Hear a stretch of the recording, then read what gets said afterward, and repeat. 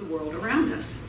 I was introduced to Barbara when Marsh and Cindy months ago informed us of a viewing of a movie called Daggett that was at Oldcastle, and many of us in this room actually went to that, which was good. But when I heard Barbara talk, I thought, this person could teach me a lot. So I'm here to introduce Barbara, and hopefully she will, in fact, teach all of us a lot. After 25 years of teaching political science at Meredith College, Barbara retired. She received her PhD from University of North Carolina, Chapel Hill in 1990, and moved to Vermont in 2011 with her son, Michael, to be nearer to her daughter and the family. She works in Bennington on climate change matters and is coordinator of the Climate Advocates of Bennington, a chapter of the 350 Vermont. So welcome, Barbara.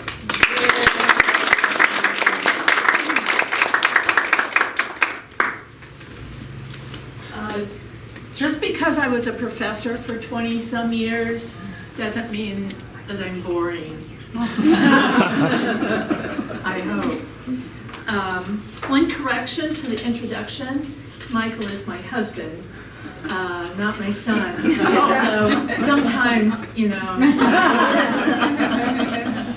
So Mary asked me to talk about plastic, and you know, it really turns out that it's a big topic because plastic is everywhere. It's ubiquitous in our life. I was drinking coffee from a paper cup. Let me see that, Marsh. And as I was drinking it and looking at it, I see that it's lined with plastic. Yeah, so you can be tricked into thinking it's wax, but it's not. So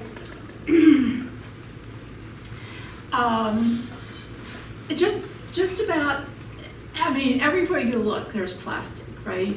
My car, half of it is plastic.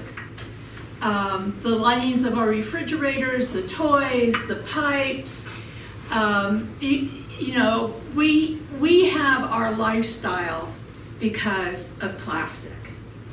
So what's the problem with plastic?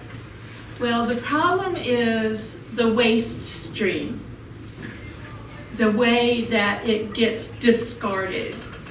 And so this year, climate advocates went after single-use plastic bags.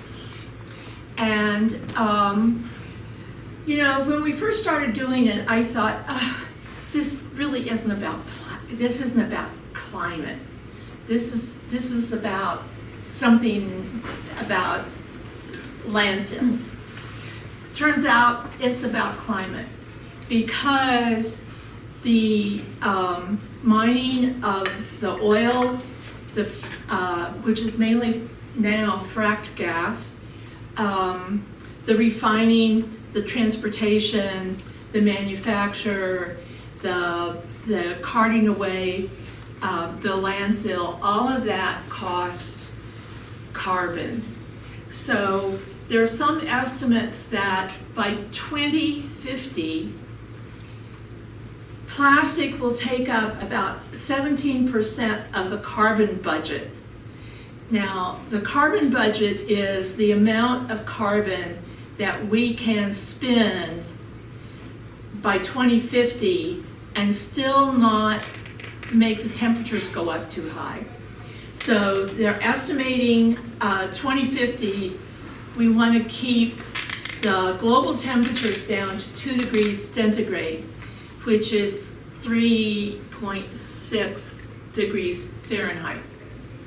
And you know, that doesn't really sound like very much, but if you think about your body's temperature is 98.6 about, what if it went up 3 degrees and stayed there? So that's what we're talking about with the Earth. We're going to elevate the temperature, average temperature, up, and then it's going to go depending on what we do, can go higher. So by 2050, the carbon that we have to spend, 17% of that will be taken up by plastics. That is the manufacturer, distribute, all of that. So we should be thinking really hard about plastic and what we need plastic for. Now, I see some people in the room with hair sort of like mine, gray. And I want you to think about what your parents did without plastic in the kitchen. For example, what did they do with leftovers? Glass They do dishes. fish. There were starving children everywhere. What? Wax paper. Yeah, wax paper. Anything else? Glass. Glass. Aluminum foil. Aluminum foil. Oh, yeah. Dogs. Foil. Well, your mother wasn't like my mother, because my mother would save tablespoons of food and use it in the next meal. So we know that there are alternatives to the kitchen wax paper. Or, I'm sorry, the kitchen plastic. We wanted to do away with the plastic bags at the grocery stores. I bet you have plastic bags stacked up in a drawer someplace or in the closet, right? They're just inundating me. You know, I can't find places enough for them. And do they recycle? Not very well. And in fact, the recycling market has fallen away. So recycling almost anything now is, at this point in time, hopefully the market will come back. But it's problematic. So let's do away with them. Let's not let grocery stores use single-use plastic bags. Those bags have a lifespan of 12 to 20 minutes. So we get them at the grocery store, we take them home, we unload, and then that's all for that bag. So maybe 20 minutes, maybe less, depending on this study. So we're taking oil, right? We're contributing to climate change by the carbon emissions, and then we're just throwing that thing away. That seems really silly when you think about it. That surely there are other things that we can do with that oil that are more important than that plastic bag. So what do you do at the store if you're not going to get plastic bags to carry your groceries? Take your own. Take your own bag. Stay home. Take your own. Take your own Take bag. your own bags. Have them bag of paper. Have them bagged in paper. Use leftover boxes. Yeah. Leftover boxes. Like Aldi's does, I like that. So, given that we want to do away with plastic bags, we can right away start thinking of alternatives. Pillowcases. You know, why not grab a pillowcase as you're on your way to the grocery store? That carries groceries. People can be really creative and inventive when they need to be, right? They can figure things out. So the idea, there was a bill introduced and co-sponsored by Brian Campion. It was numbered 113, so House 113 and then Senate 113. And this bill was to do away with all single-use plastics. Now that means take out cartons from restaurants, the single-use plastic bags, straws, actually, they're gonna keep straws, but you have to ask for them now. Or you can carry your own special one made of metal, right? And some people are doing this, they're just taking along their own straw. I wouldn't, but some people do. So you can get straws now made out of silicone, which is sand, not rubber, or bamboo, or metal. Paper. What else? Paper. Paper straws, like there used to be. Yeah. Right? My granddaughters chew those up. I give them, and they last about 3 You sips. don't need a straw either. Right, you just don't need one. That's right. So that bill passed the Senate 24-0. And it passed the House 127 to something. And it is now on the governor's desk, 120 to 24 in the House. It's now on the governor's desk. The governor said he would sign it if the retail establishments were okay with it. Well, I tell you, if you travel across state lines, Massachusetts, plastic bags are already gone. And my husband and I stopped at Price Chopper in Lenox the other day. No plastic bags to be seen anywhere. So all of those retailers, Walmart and the rest of them, know that this ban is coming and have made provisions for it. So they're okay.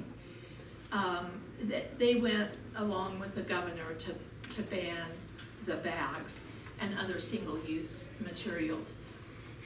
But the governor has it sitting on his desk because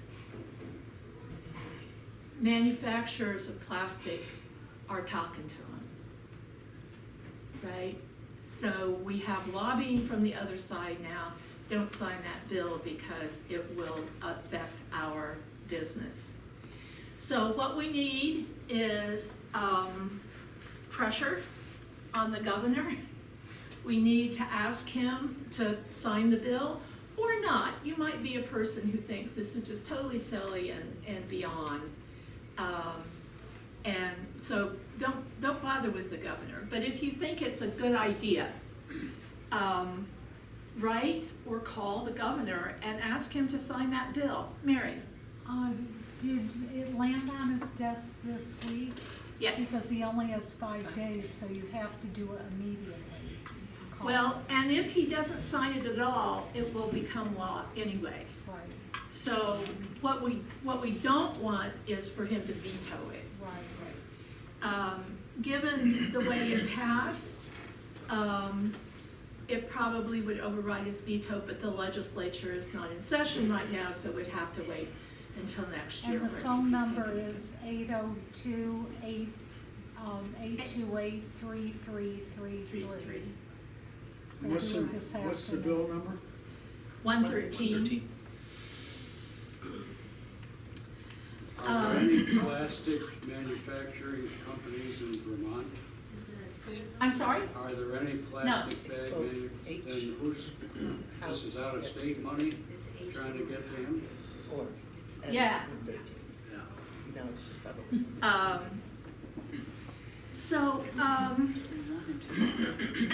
I'm assuming, okay, let's just go to questions. Yeah, may I, by single, is there a definition of a single-use plastic bag? I would assume, I mean, logically, that a garbage bag that you line your trash can, Right. single use, yes? Yeah. Those gonna go Okay. up too? Okay. This gets really technical really quick. The Talk slower ASTM, than which this. is, which is the group that does standards and measures for things like this, have a very clear definition, and it has to do with the millimeters of plastic. Oh. So the trash bags, the garbage bags that you're talking about would be thicker than the single-use plastic bag that we're talking about. Yeah. How have the small retailers responded? I imagine it's because we know that within one group, the diversity is wide. Well, we've only one shop that had serious issues with it, that they felt that their margins were so slim that if they had to buy paper bags for everybody, that would be a problem. If people brought their own. But if people brought their own, or just didn't take bags, I've gotten to the place where I just say, no, I'll put those in my purse, and I carry a big purse for that reason. Or, please take these straws back. Thank you for bringing them, but we don't want them on our table. And they usually laugh. The other thing is, if you talk to the cashiers at the stores, they hate those things. They're all about getting rid of them. It's kind of weird because you would think that they would not like it. Can I get Mary first? Mary? I just want to, not correct, but have it known that it's at time of sale is the plastic bag that is being done away with. Yes. And the other piece of that gives some people pause is the bill directs the retailer to charge 10 cents a bag for paper bags. And the idea behind that charge is to get people to bring their reusable bags with them. Mary? I just wanted to make two quick comments. Number one, if you read National Geographic, the current article has Leonardo da Vinci on the cover, which is cool enough in itself.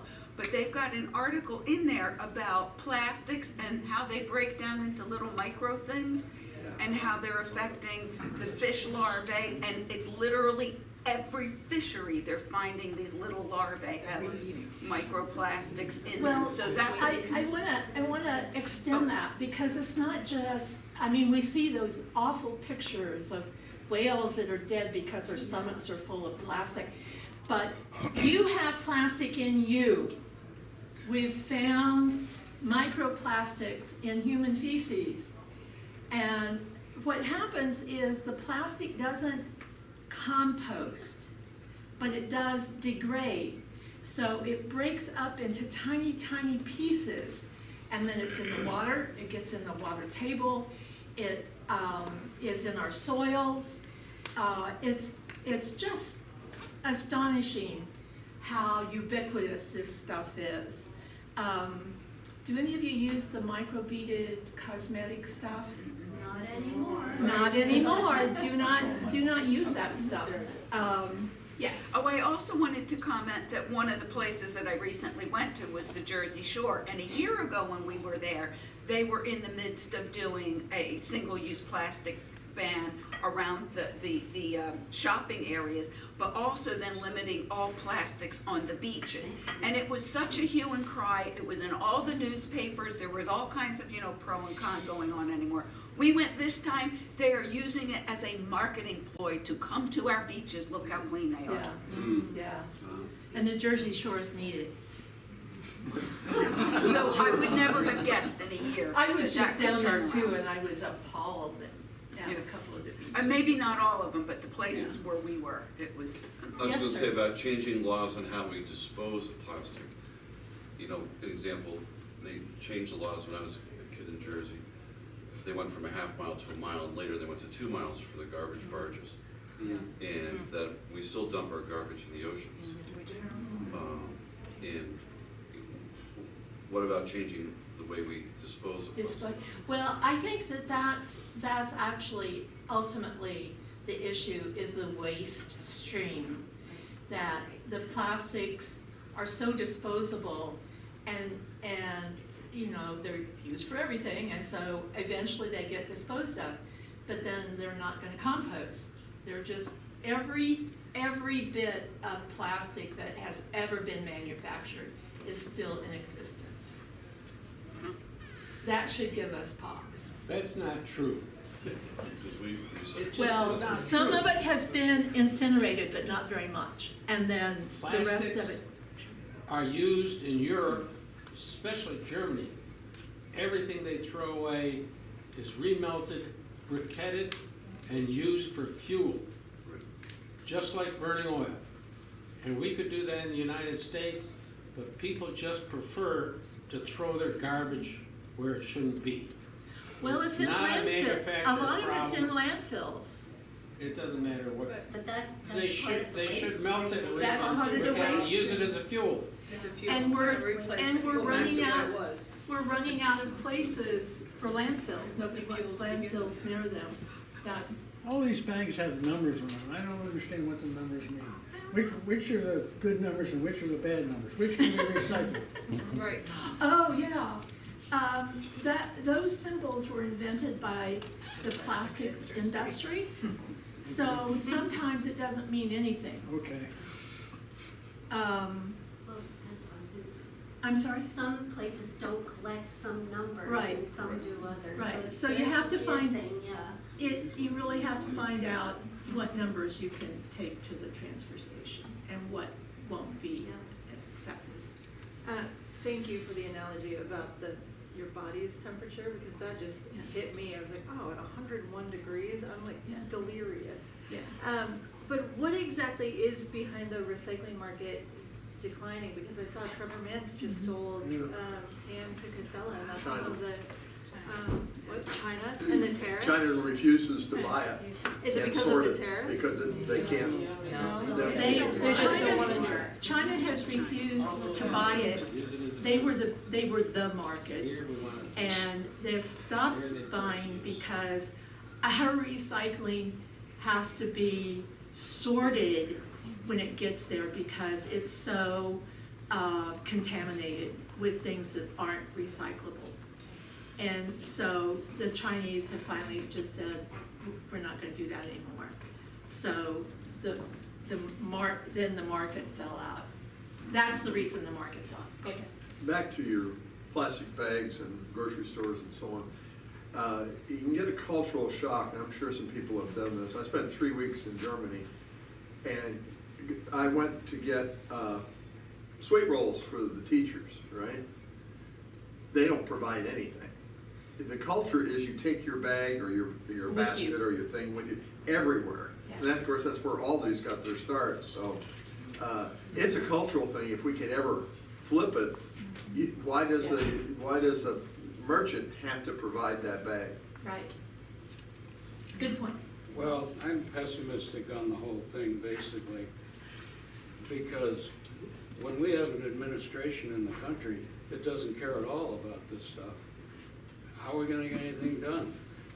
We have to keep trying. Well, I know, Marie?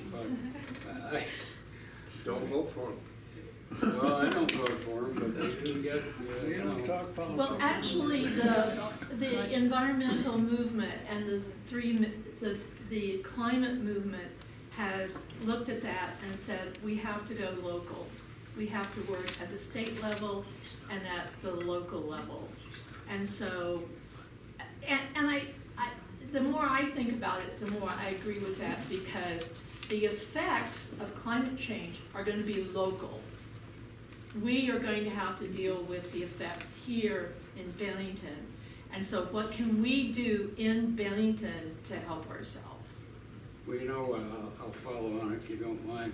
My theory is that all these things could be solved if we had about 10% of the population in the world we do now. But it's this overpopulation and continued population growth that's making it almost impossible to solve any of these problems. Well, it's called carrying capacity. The Earth has enough natural resources for a limited number of people, right? And the question is, what is the carrying capacity? Is it 9 billion or 11 billion? What can the Earth sustain? And a lot of people are saying exactly like you, is we've gone past it, that the carrying capacity is significantly less. And one of the things that we know is that clean water is becoming a problem, an issue. And then corporations are buying the water so they can sell it. And privatizing water is one of the things that's happening.